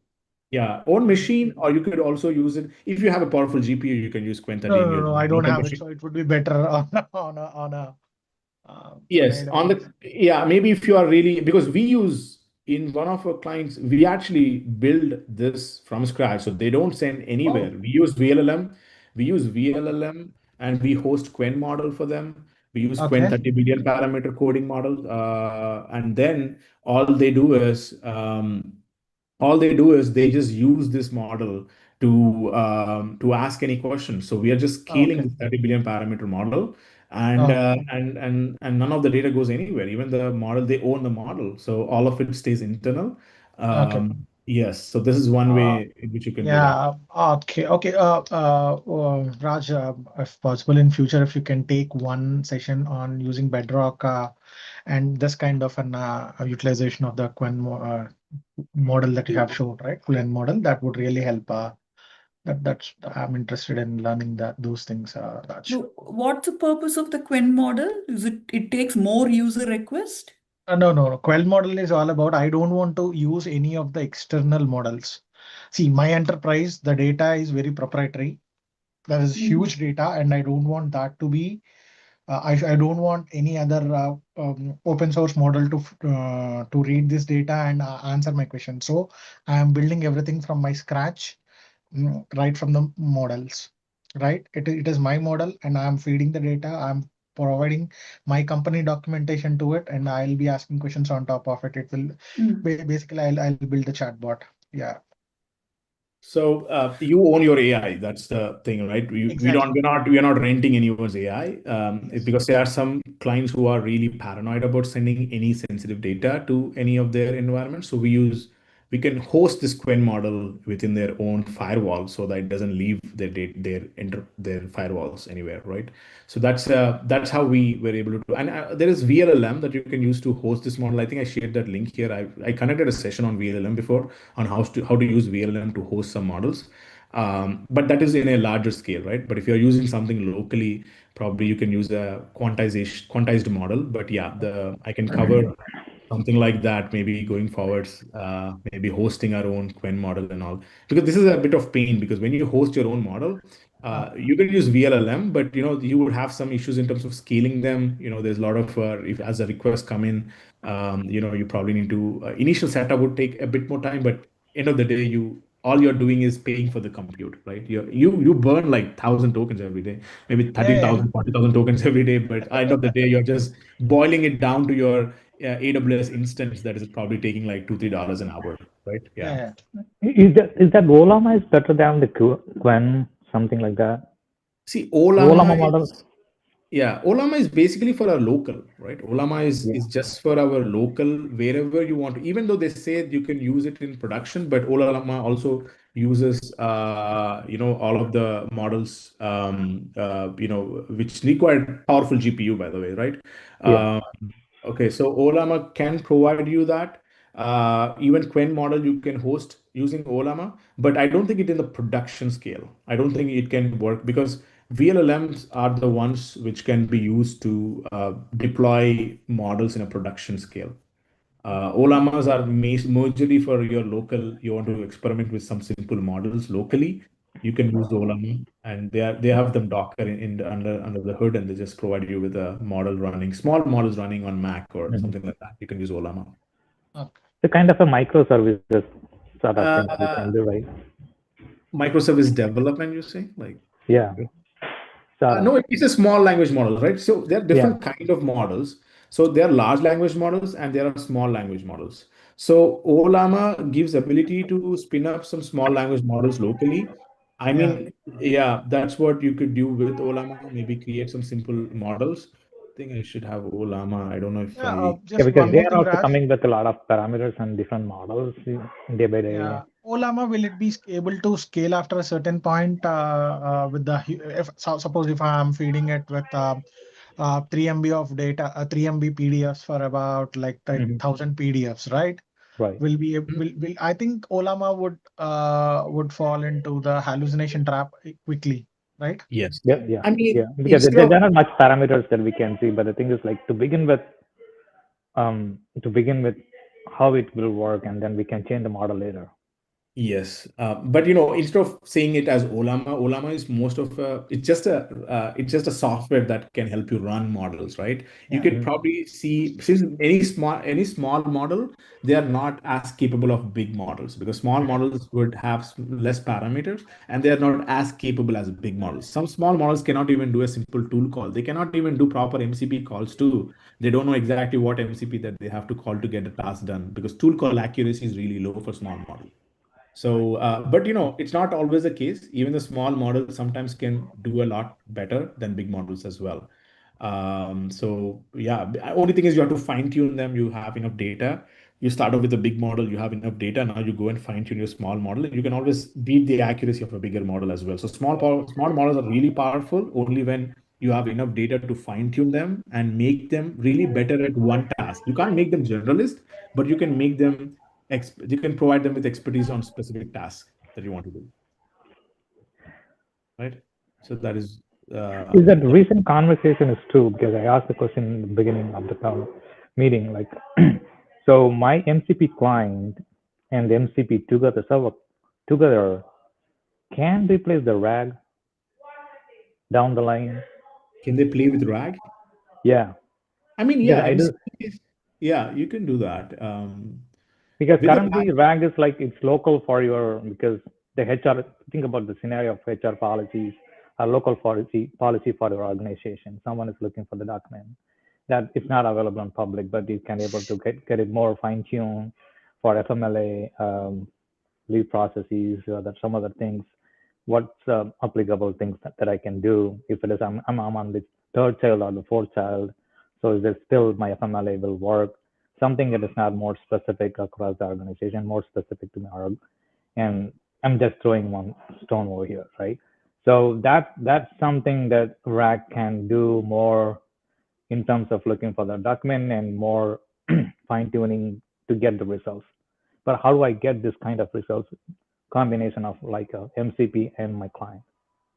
see, MCP is it's basically a protocol, right, to get some resource, right? You could still use that for, like, let's say you have your documents in GitHub. I'm sorry, in Drive, right? Google Drive has the documentations. Maybe you could retrieve some of the documents from here, but still RAG also involves a semantic layer as well, right? Because RAG would also have a search in it, right? Because whenever you're doing RAG, you're retrieving the two things. You retrieve, you augment, and then you generate. So when you Right. retrieve, the retrieval part is something that you can do through MCPs, which can retrieve your documents from across different cloud storage providers. It could be, it could be a GitHub. It could be, maybe you're using other storage providers, and or even file system, right? It is something in your file system you can still retrieve from there, right? Retrieving is there, but augmented and generation. Augmented is your query has to be augmented with that additional metadata or Right. additional generation, the additional context, isn't it, from the documents? That itself is still something that is personal to the RAG, right? You should be able to do re-ranking, you should be able to do, refinement, or maybe you should be able to properly document your documents or add metadata to your documents to improve the retrieval accuracy, isn't Right. it? So there Yeah. are Yeah. so RAG, retrieval augmented generation, and these are all together they form retrieval augmented generation together would form I think MCPs would help them to connect. The protocol can help it to connect to different data sources to get the data. But end of the day, the RAG itself require a proper search capabilities. It should be able to know exactly to search the right context from given input, because now you have to also have a data pre-processing, right? Because this data that you generated or that you pulled should again go through, it should be again converted into embeddings, and your query should be matched to that embeddings to retrieve the proper chunks and then send that to your for your LLM, isn't it? Correct. So that itself is something very different. MCPs can help it to do the connection with different storage providers, but still it's not helping as much to improve your RAG accuracy, right? Maybe it has very easy way for you to implement RAG, where you don't have to do this. You don't have to do that connection manually every time, but you can directly get into different data sources. Or maybe you do dynamic RAG by getting into Google search. Google search will extract some results. Maybe you're using MCP of Google search to get that results. But end of the day, it's all about what is your search technology that you're using, what is it searching for, what is, are you doing a dense search or a sparse search? If you're using dense, or if you're using hybrid search, how do you put your metadata? All of these comes into picture. So it's itself a different way of, it's a different optimization problem, I can say. So Okay. in vector store, it is whatever the document we are looking for, it will be stored either in a dense vectors or in sparse vectors. Um, Dense vectors, instead of saying it as dense and sparse vectors, we can treat it as a search, dense search and sparse search. So dense search means you are basically searching everything in your embedding space, right? So dense Uh, means searching in embedding space. yes. So if you see here, in your dense search and sparse search, I see dense vectors, sparse vectors, your previous diagram. Just before this, I see that. No. before this. I don't see that. But yeah, Okay. dense and sparse. So yeah. So basically in your dense and sparse, if you see, yeah, maybe you can see. So the you could see that instead of going, yeah, the, let's say when you're trying to do your retrieval, you have to do, yeah. So if you see the dense vectors and sparse vectors, Yeah. and there's also like multi vectors, I think it Yeah. might be showing a bit more in the embedding space and all, but let me just show embedding vector search. Yeah. So you should be able to see when you're trying to do your dense and sparse search, it all is personal to your data, right? Because when you're doing dense, or you're doing sparse, or you're going with hybrid, because I feel like hybrid search is the one that is pretty that's everyone uses now, because you make advantage, you do balance of both dense and sparse, because sparse is more of keyword based search, right? Sparse means, okay, you have to have an exact search. You're searching for, maybe you have PDF documents which is talking about mental health, and one document is talking about anxiety. If you say, okay, I have anxiety, and what should I, how can I work on that, right? Anxiety is something that is directly within your PDF, and it has to be a direct keyword search, then you'll get the document. Semantic search would probably, anxiety would probably be related to maybe mental health, depression, all of them. So they all lie in the similar vector embedding space, which are not directly related, but maybe they're kind of related in the higher dimensional vector space, right? So that is where semantic search would help. So if you combine both together and do a hybrid search, you're getting the best of both worlds. And now you can retrieve documents which are pretty relevant. So even if you're not asking it as anxiety, you can just say have mental health. You can at least get you can do dense search, right? You can just get something related to that mental health. It could be anxiety, depression, whatnot, right? So that is how you can implement best of both to create an hybrid search. Yeah, maybe it's we could go through this. I have already done a lot of RAG before, RAG sessions before, Oh, including I just multimodal. started coming to this meetup. Yes, I do this every regularly. So I have a lot of these live sessions. If you go into live here, I have also done something around this is multimodal RAG. This is a vision language model. There's also some RAG sessions I've done previously. I don't know if they have put it somewhere here. But yeah. Raj, I want to ask if I should go for an interview kickstart agentic AI. It's like a 15-week agentic training. I don't know. I mean, I'm not a big fan of interview Kickstarter, because I don't know. It's just too much of. I mean, I never did anything from them, but I'm not a. They're very Is it costly, very more money expensive. grabbing? Yeah, they're more expensive because they're not a tech company, right? They're more of, okay, they find some trainer from somewhere, and then they usually try They to get get people from some. FANG companies. That's what they Yes, say. Fang is their selling point. I know that. But I don't know. I'm not a big fan of them. They're very expensive, like 10,000, 20,000, Not 15,000. 10,000. The Agentic AI course, they offered me 4,800. Okay. Okay. Maybe, yeah, that's okay. Maybe if you want, I mean, you could go with any training firm. I think that should be good enough. Like if But you I go didn't with find anything. This is the one people recommended me. you could also go with I know someone I can recommend you. Just a Yeah. minute. I got they are called AI engineer. I forgot. Uh, I'm sorry, I forgot their name. But AI engineering. Okay, Makerspace. Yeah. So Okay. this company is good, AI Makerspace. So they Okay. are completely into AI agents and all. And the thing with Fang, they are busy with their own Fang work, right? They're not trainers. Yeah. So I mean, yeah, Fang really be attractive because everyone would, when they see Fang, they really get excited. But I feel like, it's better to go with someone who are very active in training rather than doing business. So these people are really active in training. And you could just go ahead and talk to them. I think you can apply for the training.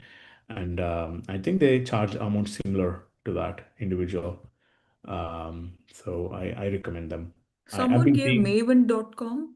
yes, Maven is also good.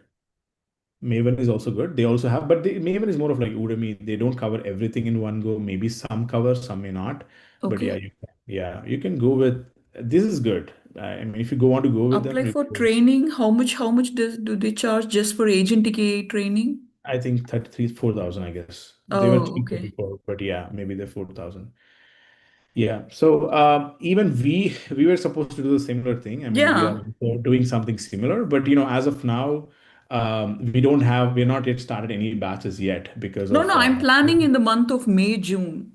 okay, yeah, maybe we will be active by then. We want to create labs. That's what we want to not just because the biggest problem with all of them is they don't have any dynamic labs. They don't have labs to for anyone to build.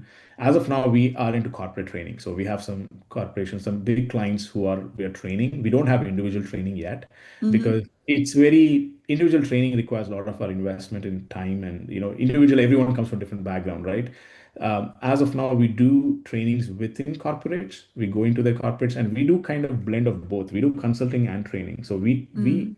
instead of the existing engineers are transformed to be AI engineers, and we also implement something for them so that in the end of the day they have expertise who can build stuff, and they also get some consulting credits from us, right? They do both. That way, they are benefiting a lot. Individual training is a different ball game. It's so much of investment of time and efforts, and that requires us to have a separate team. So we are working on that. Pretty soon we will do it, but as of now, we're too much invested in corporate training because that's something our niche, and we do implement them. Private AI, implementing all this. We're also solving huge problems in big companies that really excites us. But I personally want to distance myself from it and get into more individual training. But yeah, maybe by then I'll keep you updated. If we start it, I'll definitely keep you in mind and How keep can I you. contact you? Keep in touch. Is there any I mean, LinkedIn or LinkedIn. something? Yeah, I have LinkedIn. You can always put me in LinkedIn. Yeah, I'm always there. Do you live in New Jersey? No, I live in Charlotte. Oh, okay. Yes. But yeah, there are a lot of even YouTube has better training sessions. The reason is if you want to learn something, I feel like AIs would be your best space for you to learn. So if you want to do You mean something, AI makers that one? no, no, no, use ChatGPT itself, right? See, now I got in here and then I asked this to create a weather API AI agent. It just went in and created that, right? All I do is I just go and ask, can you explain that in detail? Right? And now I'll go ahead and have my AI itself explain me what it has done and explain me everything step by step, right? You're using AI itself to learn AI, isn't it? So that Yeah, would be yeah. the best way for you to Oh, if Raj. you yeah. That is it, exactly, because it's smarter than all of us, right? Yes, it's smarter than all of us. And I always It's there been are a lot of trained on everything. yes, it's trained on everything. And I do see this a lot in corporation, right? When I first went into one of the enterprise, they say, oh, Raj, we bought Udemy, we bought these many courses. These are all so many, they spend thousands of dollars in so many things. I'm like, You know what? If you have a chat GPT or any of the subscriptions, I think you could always just go ahead and ask questions. It's just about end of the day, it's your Mhm. individual who, if you are an individual, you should be able to drive and get this information, right? So theory or maybe building something. Previously we had Google, but Google is more reactive, right? You go ahead and ask Right. Google, you have to read through documentation. If you have something like proactive AI agents or maybe AI itself, you can just ask it to explain everything really fast. And that's how I keep myself upskilled all the Yes. time. So Yes. that's the best way for, I can say that's the best tool which can save you Yeah. any time. I mean, I would Um, start there before spending $4,000. You could get the yes, premium Claude Code, $100 a month, which is what I yes, have. Oh, it's And then it $100 takes a you, month, Cloud Code? well, I'm using it like all the time. So that's actually when you say Raj, it gets to where it's better to just pay the monthly than it is to pay for the tokens. It depends. But you don't have to start at that level. I mean, but you would be amazed. What I would say is prompt it for, can you teach me this? Or can you explain this? Like Raj said, ask it to create a simple agent, a weather agent, and then ask it to explain the code to you. It's amazing. yes. Yeah, because it itself is your teacher, right? I think that way you don't have, you save 4,000.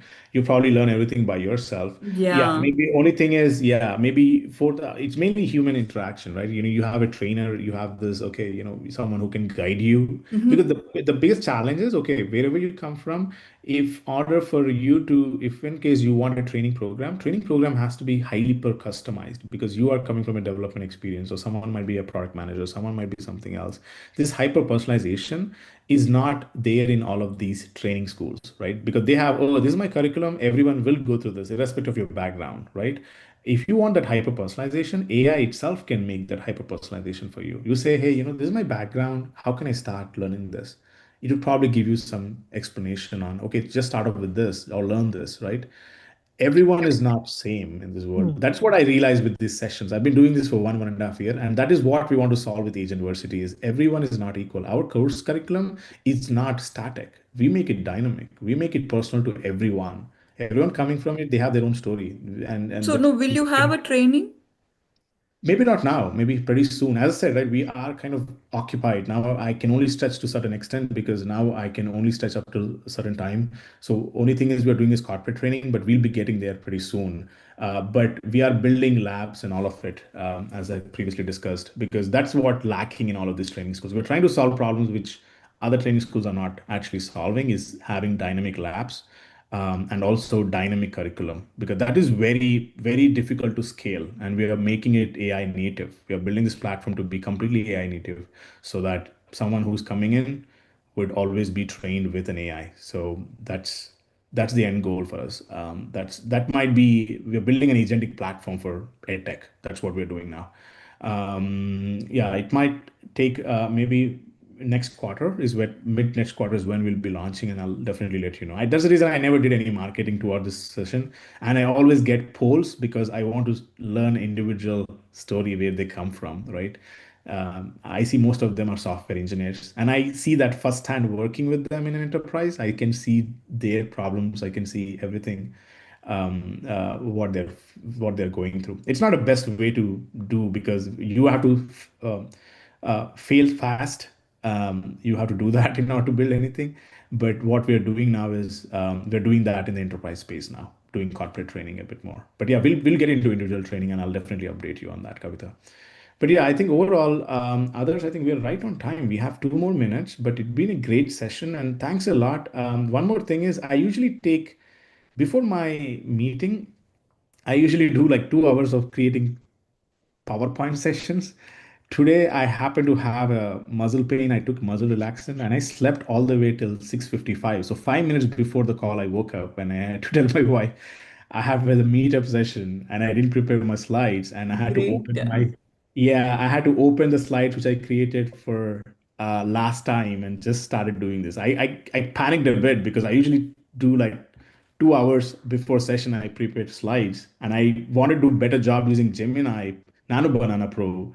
but which I couldn't do. So I haven't done my best with this demo session, but still I could have done a lot more better. But yeah, it was really uncertain. I never expected this would happen today. But yeah, just want to give you this backstory of what happened. I Well, could have done a bit better. Yeah. I think it was a great presentation, Raj. Okay, So, awesome. Thank you you. know, I learned a lot, and I'm sure others did as well. So, Thanks a um, lot. yeah. So, Raj, instead of that open API key, I can use a Gemini API key also, correct? That weather Absolutely. agent. Yes, you can use you could use any API key to build that. Yeah, you can, Gemini, OpenAI, whatnot. I recommend using Open Router. That way you get access to all of them programmatically, right? Because if you use Open Router, it's also pay as you use. So in Open Router, you can all you have to do is put your credit card, but make sure that your API keys are not pushed into GitHub. That's the only thing I request. What's it? Make sure your open API keys are not in GitHub, correct? Yes, Open Router keys are not in your GitHub. Anyone can access it, and Anyone can access it, and I already firsthand I have one of my interns did it, and I see sometimes my API keys were charging me $25 every time. Like it charged like 5 hours, charged 25 almost 10 times. It was charging $25. What is this openrouter.ai? The Open Router is basically it's a gateway for you to access any AI. Okay. So there are so many AIs outside, right? You have Gemini, you have Claude, you Yeah. have all these LLMs. You can access that through instead of going into Claude and creating an API key only for Claude, or maybe going to OpenAI website and creating an API key for OpenAI. You could just do that here, all of them in one place. You can access everything by creating one API key. So that's the beauty of this. So How you much you pay for this? it's pay as you use, right? You come here, you pay as you use. You have one API key that you create, and then you have, I create budgeting like this for every team member so that, $3, $4, I create a budget, so, and just it just burns through that budget. So you come here, it's pay as you use. So let's say you use 10, you use 100,000 tokens today, you just pay for the 1,000 tokens. You're not paying anything upfront. Oh, okay. So Yeah. same thing, open API keys also pay as you go. Yes, but there you are only stuck with OpenAI API. I mean, when you say OpenAI, people only you're stuck with only with OpenAI. OpenAI, yeah, only that company. But here it connects to any LLM. Yes, here you connect to any LLM. Okay. So So you have access to 300 models, 300 plus models. You have 60 plus active providers. so it automatically, whatever my request is, it automatically connects to any LLM. Not automatically. You have to choose which model that you want to connect to. Oh, okay. Yeah. If you see, there will be a Python SDK.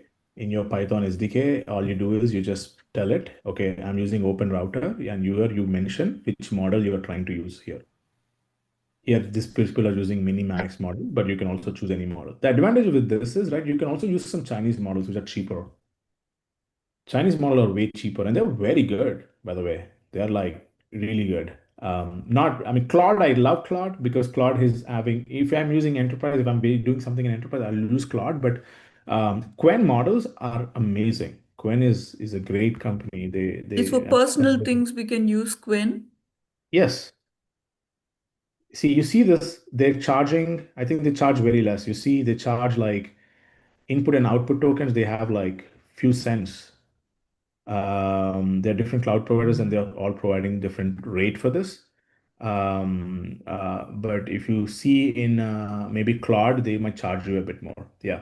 So I think I'm 3 minutes past my time. I will probably I have another call pretty soon. I'll probably say thanks. It's been a great session. Yeah, thank you, Raj. Please look forward for other sessions. I'm thinking about having like a weekly session where we all meet, maybe just to talk about what happened that week in AI, so that it would probably be more of feedback that I can get from you all. That's a great And idea, Raj. Yeah. yeah, we can do that. And anyone in Charlotte, I think we have in-person meetups in Charlotte. I don't know if anyone is here in Charlotte. We have one coming up on March 23rd. Please do attend that. I mean, we last time we got 50 people who came into that to our meetup. So I think I'm sharing you that meetup event here. I But know I'm not. is this a New Jersey AA group? It is a new, I mean, it is a combination of 3 or 4 different AI groups because as of now we are global. I mean, we have sessions, we have these AI groups I have across the globe. So I have around 30,000 people, 26,000 members, 3 in India, uh, 3 in the US, and 1 in Canada. So these are all different. So this time, I think I might have called New Jersey, we have Raleigh, and we have Charlotte. We have 3 meetup groups in the US. But I'm physically in Charlotte. That's the reason why I usually have in-person meetups in Charlotte. But this is one thing that we are doing in April 23rd. Sorry, yeah, April 26th, by the way. I'm sorry.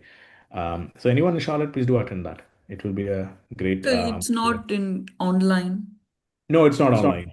It's not online because yeah, I've done enough of online. I mean, it's always better to meet people and talk. So I mean, it's no agenda meeting, so anyone can come in and talk to other people. It's a way to network around other people. If you're a builder, you'll find fellow builders in Charlotte. But yeah, eventually we want to do something in New Jersey. I'll plan for something, maybe an in-person meeting in New Jersey, just like how we're doing in Charlotte. But yeah, maybe it might take a while before I do that. But sometime this year, I'll probably do that in New Jersey. Okay, sounds great. Thank you everyone for being part of this call. Everyone have a good rest of your evening. And you can connect to me on LinkedIn. I'm posting my LinkedIn here. So you can message me on there if you all require any. Um, just a minute.